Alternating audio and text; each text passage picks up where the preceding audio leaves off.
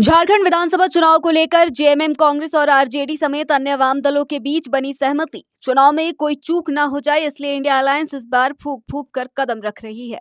मुख्यमंत्री हेमंत सोरेन ने आज शनिवार को रांची के कांके स्थित अपने आवास पर प्रेस कॉन्फ्रेंस में गठबंधन के सीट शेयरिंग को लेकर घोषणा की। उन्होंने कहा कि कांग्रेस और जेएमएम 70 सीटों पर चुनाव लड़ेगी।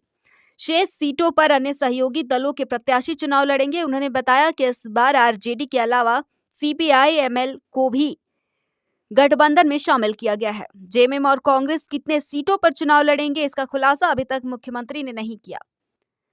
बात करें 2019 के चुनाव की, तो इसमें जेएमएम, कांग्रेस और आरजेडी ने मिलकर चुनाव लड़ा था। उस चुनाव में झारखंड मुक्ति मोर्चा ने 43 और कांग्रेस ने 31 सीटों पर चुनाव लड़ा था, जबकि राष्ट्रीय दल को 7 सीटें दी गई थी, जिसमें से जेएमएम को 30, कांग्रेस को 16 और आरजेडी को 1 सीट पर जीत मिली थी। इस बार 3 दलों के अलावा सीपीआई-एमएल को भी गठबंधन में शामिल किया गया है। लोकसभा चुनाव में भी इंडिया अलायंस की ओर से सीपीआई-एमएल के लिए 1 सीट छोड़ी गई थी। यही कारण है कि इस बार कई सीटों के अदला बदली के अलावा गठबंधन दलों के नेताओं की हुई बैठक में संभावित उम्मीदवारों के नामों पर चर्चा की गई। कौन कहां कैसे चुनाव लड़ेगा, इस पर आप सब लोगों की जिज्ञासा बनी रहती है। हम लोग इंडिया गठबंधन के लोग इस चुनाव को काफ़ी गंभीरता से लेते हुए, हर एक पहलुओं को ध्यान में रखते हुए इस चुनाव में जाने का निर्णय लिया है और गठबंधन के साथ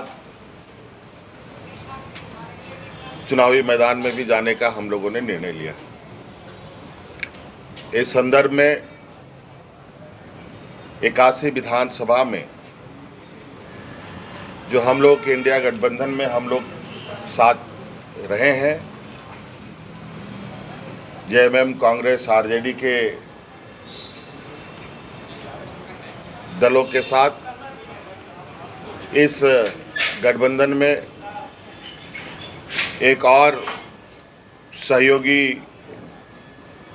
गठबंधन में शामिल हो रहे हैं।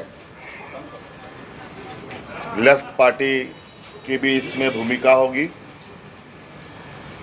और इस चरण में, इस चुनाव में अभी जो पहले चरण में ये बातें तय हुई है कि राज्य के 70 सीटों पर